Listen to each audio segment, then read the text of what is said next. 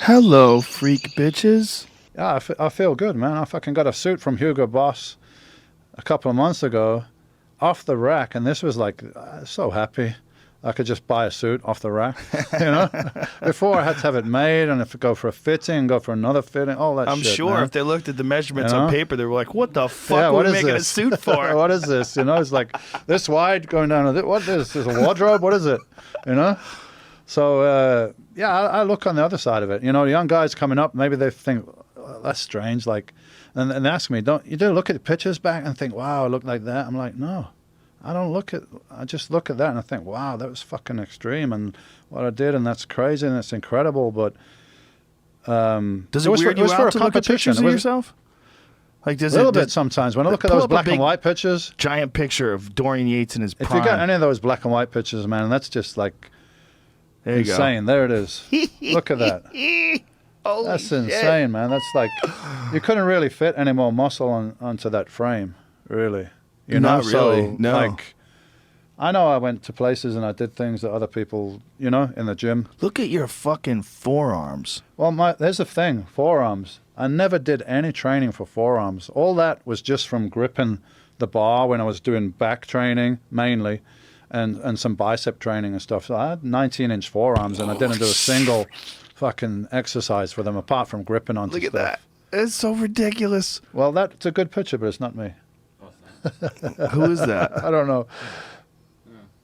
How dare you, Jamie, pull up a non-Dorian Yates? Because somebody put it on right next somebody to put it on Google. Put up Google that images. one. Keep going to your right. No. Down where you were. Yeah, go to your right. One more. That one. Bam. Side tricep. Yeah. Jesus Christ. That's from onstage picture from Mr. Olympia.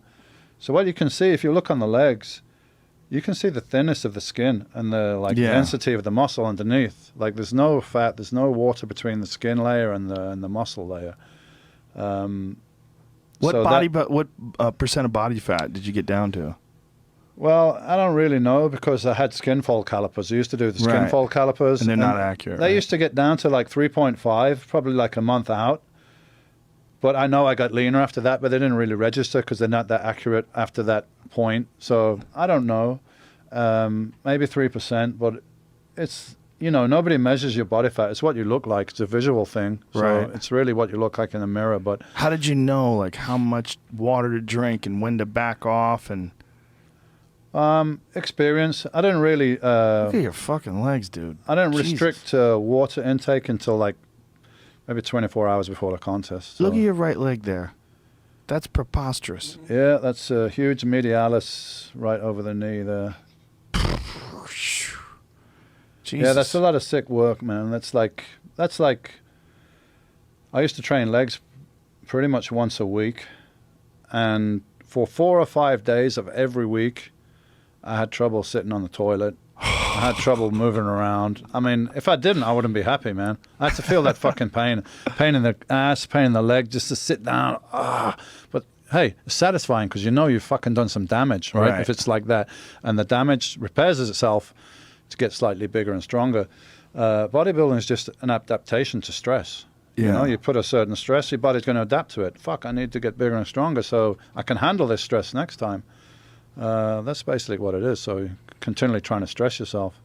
Like anything, like you want to get better cardio, you've got to stress your cardio system so it adapts. Yeah, there's no other way, right, to get that big? I mean, there's no shortcuts. There's nothing you can do. There's no easy route. Well, I don't know. It looks like guys are looking for the easy route now because I don't see them training that hard. But then you don't see the quality of the physiques. The guys are big now, but you look at the quality, it's not the same. It's not the same. Okay. It's not the same. It's generally accepted in bodybuilding that the 90s was the peak of competitive physiques. As far as the standard and the depth of the standard, there were like 6 to 8 guys on that stage that were like really... Like if you're off, you know, those places could change. Now you got one guy, Phil Heath, who's Mr. Olympia, and it's pretty like distance between him and the next few guys. Now, what is it though? Doesn't it open the door for a current modern day Dorian Yates, like some super dedicated person? I mean, physiologically, people can still do the same things that you did. Yeah, but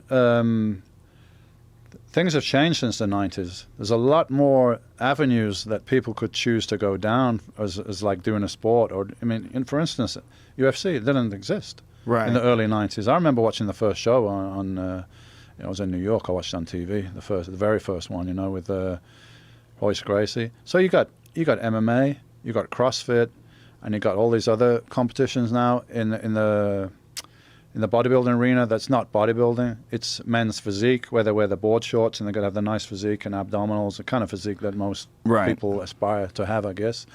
You got classic bodybuilding. So you got a lot of different avenues, and I think the interest in pure bodybuilding is a lot less than it. I mean, in the 90s, everyone wanted to be a bodybuilder. It was like hugely popular. Yeah. What's interesting now? What is this, Jamie? What are you pulling up here? This is a Mr. Olympia from 1996. Is myself, Sean Ray in the middle, and that's Ronnie Coleman on the end, who became an 8-time Mr. Olympia. You guys are all jacked. Also, It's so hard to tell. See, I'm looking at this. I'm like, how the fuck do you well, pick I'll work Ronnie it out for you. The Coleman's guy on that end is the best. that one right there? Well, it's also got to be hard for that tiny dude that's next to you, you know, because you're just so much bigger than him. The tiny dude has always been unhappy because he got beaten by me. But thing is, he had a great physique, just like Frank Zane had a great physique. Right. You know, if he was the same size as Arnold, maybe he would have beat him. But he wasn't the same size as Arnold, and the same goes with the gentleman up there, Mr. Sean Ray. He had a great physique, but I was twice as big, so a big guy always beats a good little guy, right? Yeah.